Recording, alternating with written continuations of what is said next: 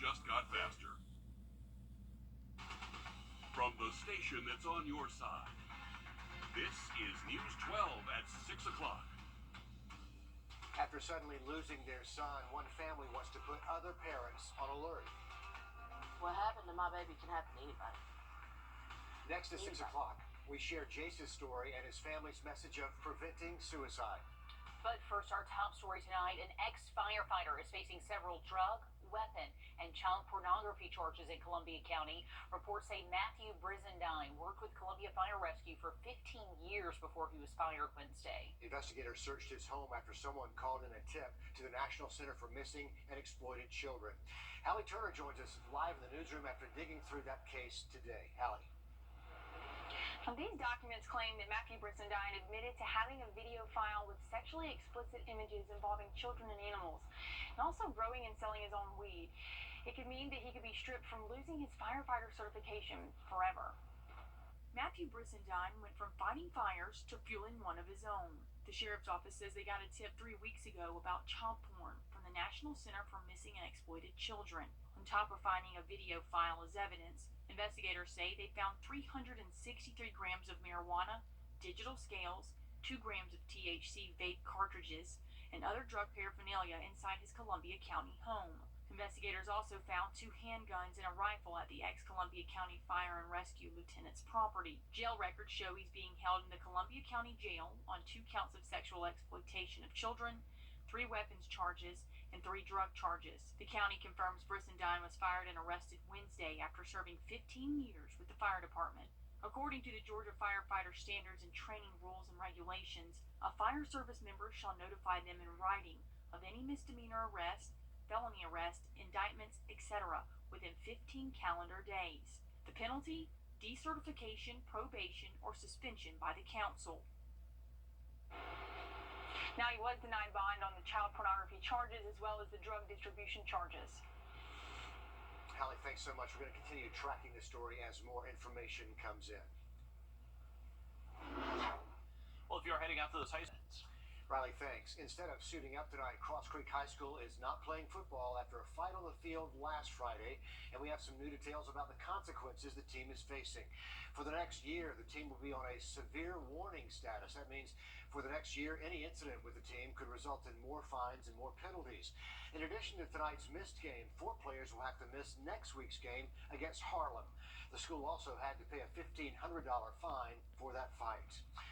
Tonight, one Thompson family wants to share their message with other parents. Their 12-year-old son now gone after taking his own life. Jace Simmons was happy. He loved baseball and fishing, and he was a great friend to all. As Wrdw explains, his death was unexpected. His family says he never showed any signs. It's a story no parent thinks they'll share in a lifetime. It's the hardest thing you could ever possibly imagine. Now, Jace Simmons' family is holding on tight to the only thing they have left of their 12-year-old boy. Pictures, snippets, a moment in time where things were normal. He had a big heart. He was such a big-hearted boy. He cared about everything and everybody. Baseball was Jace's calling, but you could find him trading in the baseball glove for a fishing pole. He was just your typical 12-year-old boy. That's until everything changed on September 7th. We never dreamed he had any kind of thoughts like this. 20 minutes before all of this happened on the 7th, he was in my kitchen, and he said, "Papa, what you cooking for supper?" And we got on to him about a school project, and he went outside. Stayed out there a little while, come back in, went back out. I went back outside to check on him, and he was hanging in a tree. And he was gone. And there was no indication that was ever going to happen. Unfortunately, stories like Jace's are not a rarity. Over the past 20 years, suicide rates have increased 36%, with males having a suicide rate approximately 4 times higher than females, according to the CDC. Suicide was the second leading cause of death for people ages 10 to 14 in 2021.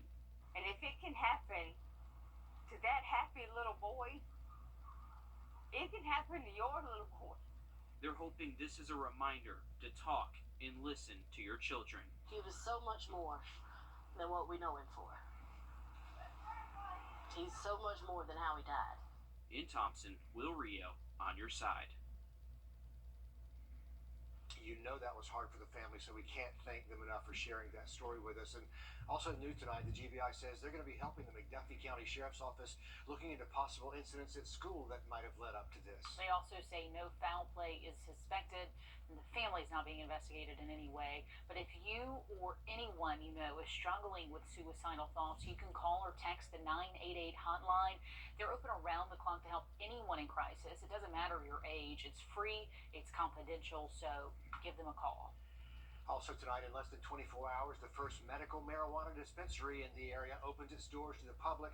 They're not selling actual marijuana, but you can get some other options, nasal sprays, oil, and much more. The Evans location will be True Leave's 5th store in the state, and today they let us inside for a sneak peek.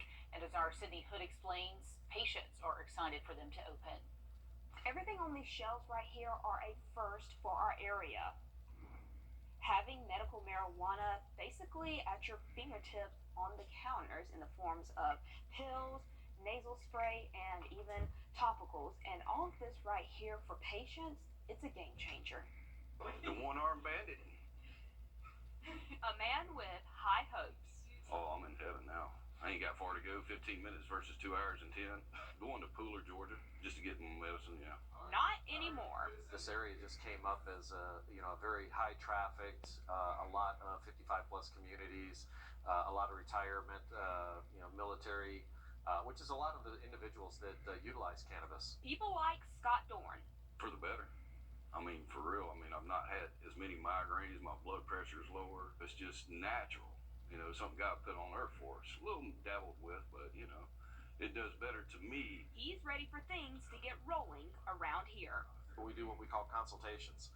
So if you come in and you want to learn about cannabis, we can actually give you a consultation, teach you about the benefits of the cannabis and the cannabinoid system. Offering products from Our capsules and tinctures to things of our topical cream, nasal spray, and even our tincture drops, which is like a lozenge form that actually is very easily dissolvable and you can consume sublingually. the catch here, you have to have a card from the state. Once you receive your medical card, then you have access to come in, what they call in the registry. If it helps me, and if it helps me, I know it can help somebody else, that has less problems. A joint effort by all. In Evans, Sydney Hood, on your side. Now, True Leave officially opens the doors tomorrow morning. They're going to have doctors on site to help certify patients who would like to get certified for that medical cannabis card. And tomorrow will be the only day they will have doctors on site. After that, you have to see your family doctor first. Jeeps and rubber ducks go hand in hand, but how did the tradition get started? We're talking to local Jeep enthusiasts and telling about a way local Jeep owners are coming together to help save babies and how you can too. And fall officially starts this weekend. It looks like our afternoon temperatures are going to stay below average, but wait till you see the morning temps. We'll have a look at it just after the break. Time and temp. Jack Foundation Repair. It's almost time for the Augusta Ironman 70.3. Around 2,000 competitors have been arriving here in Augusta for this Sunday morning race.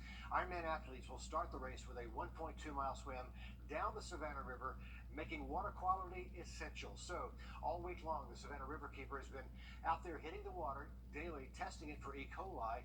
So far, so good. Testing has come back clean. It's extremely important to know what the health of the water is, what the quality of the water is, especially when you've got over 2,000 people about to jump in this water. And we appreciate Truck's efforts there. So the water's clean but cold. What about the possibility of athletes wearing... Found the experts. Rely on Jack Foundation Repair. It's almost time for the Augusta Ironman 70.3. Around 2,000 competitors have been arriving here in Augusta for this Sunday morning race. Ironman athletes will start the race with a 1.2-mile swim down the Savannah River, making water quality essential. So, all week long, the Savannah Riverkeeper has been out there hitting the water daily, testing it for E. coli. So far, so good. Testing has come back clean. It's extremely important to know what the health of the water is, what the quality of the water is, especially when you've got over 2,000 people about to jump in this water. And And we appreciate Truck's efforts there. So the water's clean but cold. What about the possibility of athletes wearing a wetsuit? The river temp was around 72 degrees this morning. Wetsuits permitted in the water if the temperature is up to 76.1 degrees.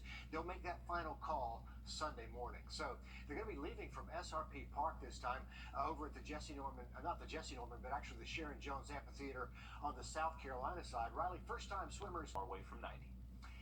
In the last couple of years, you may have noticed Jeeps with a bunch of rubber ducks lined up in the window and wondered why, or maybe you've heard of Jeep owners ducking people. Well, you're not crazy. It is a real thing. The Jeep community is close-knit. They're always helping each other out. Kim Leonard had no idea what she was entering into when she bought her first Jeep in 2011. Now she says she's hooked. So during the pandemic, a Jeep owner up in Canada had a bad day, and one of her fellow Jeep friends used a rubber duck to brighten it. So since then, it's caught on. One of her other friends decided to put a rubber duck on her Jeep and wrote "Nice Jeep" on it. That was during the middle of COVID when everybody needed a pick-me-up. So after that, the rubber ducks have always been a part of all of the Jeep communities. Most of us do carry around buckets of all types of rubber ducks so that when we're walking around where we pull up, Jeeps tend to park next to each other. That way we can appreciate and say "nice ride," and you will always find a rubber duck in the door handle.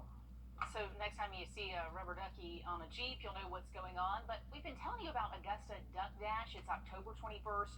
It's a fall festival and a rubber ducky race on the canal to benefit the Family Wise Place to Dream program. All the proceeds go to buy cribs for babies and beds for kids, and we want all of our Jeep friends there. So if you have a Jeep to show off, there's a Jeep contest you can enter. You can go to AugustaDuckDash.com, or you can scan this flow code right here on your screen. You can get your phone out and scan it, and this will take you to the sign up. It's $30 to enter your Jeep. That gets you a rubber duck entry into the Duck Dash, gets you an entry into the Jeep contest, and it gets you a shirt. And it's going to be great fun out there And on the canal. Great cause. Absolutely. Scan it and join the fun. Okay, Friday night, that means time for some high school football. Stick around. Our Under the Lights coverage continues next in sports.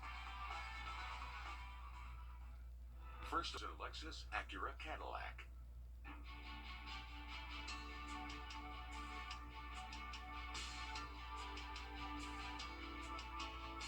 Hi, Suzanne Lilly Michael here with Hardwood Floors and More. Welcome to our showroom located on Washington Road in Evans.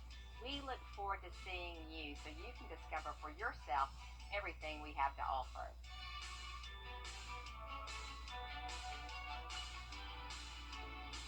Hardwood Floors and More. So much more in store for you. Georgia On your sideline, sports brought to you by the Hawk Law Group. Region play for most of our teams is right around the corner, and that means that these games just mean more and more with each passing week. To close out their non-region schedules, the North Augusta Yellow Jackets and the Strom-Thurmond Rebels are going head-to-head in our Under the Lights game of the week.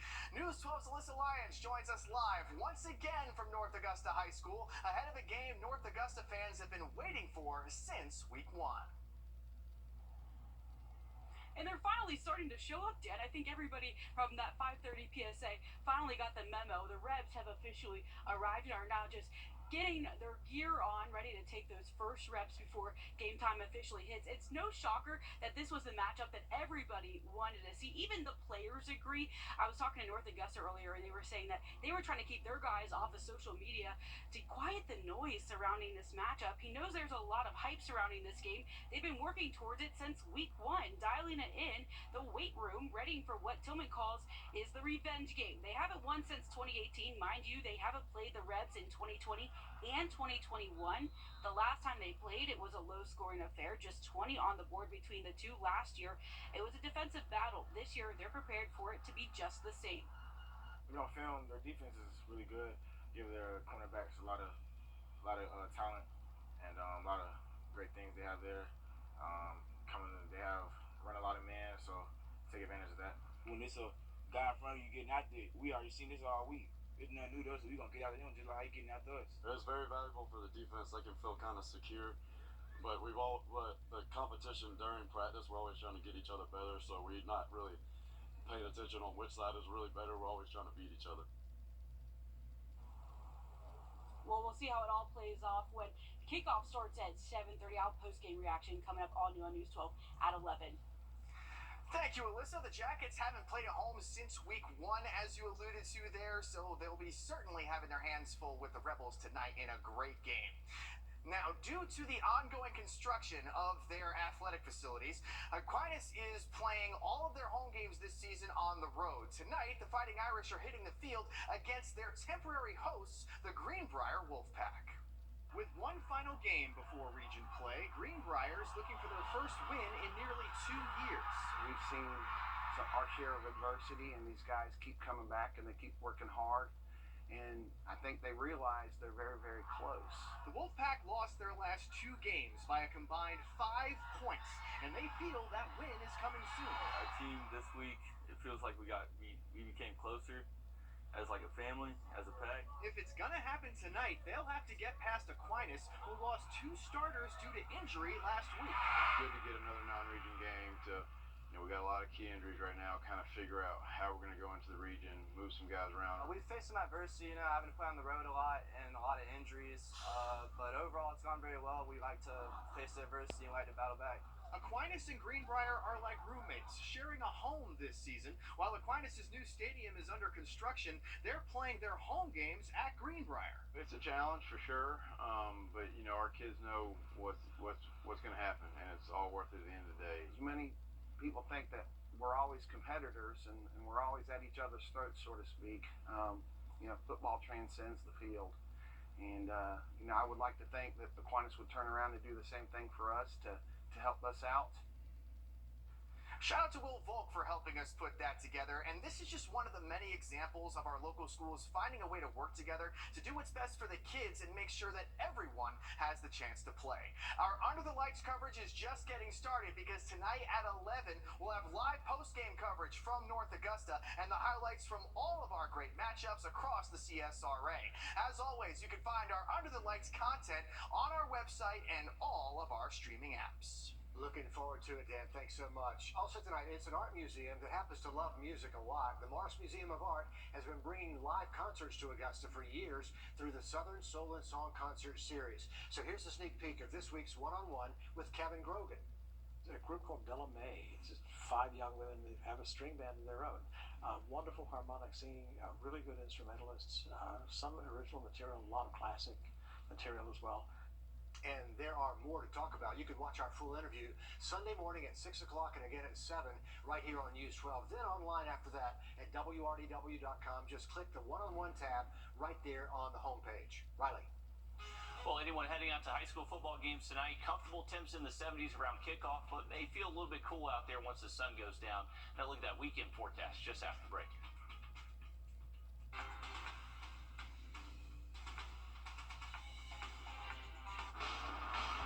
Now at Rooms to Go.